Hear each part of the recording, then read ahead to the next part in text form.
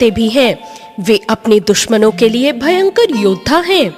श्री कृष्ण एक ऐसे अवतार हैं जिनसे प्रेम करने वाले हर घर में मौजूद हैं। वे एक चतुर राजनेता और महायोगी भी हैं। वो एक सज्जन पुरुष हैं और ऐसे अवतार हैं जो जीवन के हर रंग को अपने भीतर समाये हुए हैं। श्री कृष्ण का जन्म मथुरा के कारावास में रात्रि में हुआ था।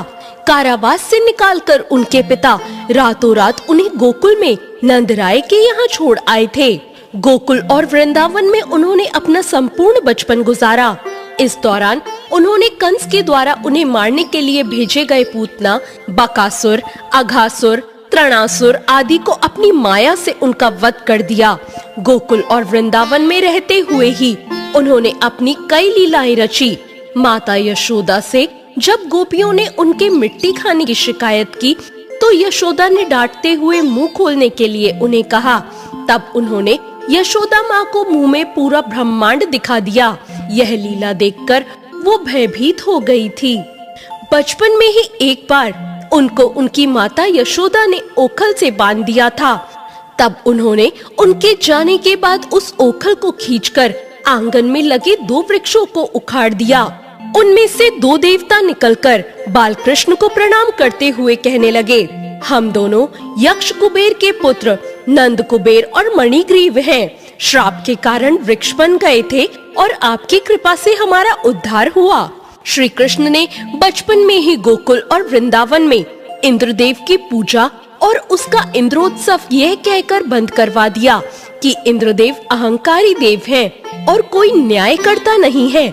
इंद्रोत्सव बंद होने से इंद्रदेव कुपित हो जाते हैं तो वे सावर्तक से कहकर गोकुल और वृंदावन में जल प्रलय करवा देते हैं। ऐसे में श्री कृष्ण सभी ग्रामवासियों को बचाने के लिए गोवर्धन पर्वत को अपनी उंगली पर उठा लेते हैं और सभी गांव वालों को उसके नीचे आने को कहते हैं।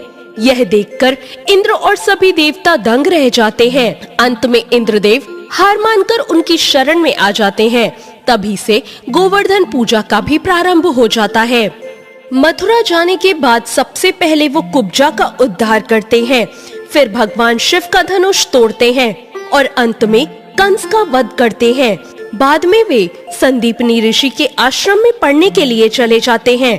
कंस के वध के बाद उनकी बाल लीलाएं समाप्त हो जाती हैं। जय श्री कृष्ण। तो ये थी भगवान श्री कृष्ण की कुछ लीलाएं। आप सभी को आज की कहानी कैसी लगी कमेंट करके जरूर बताएं।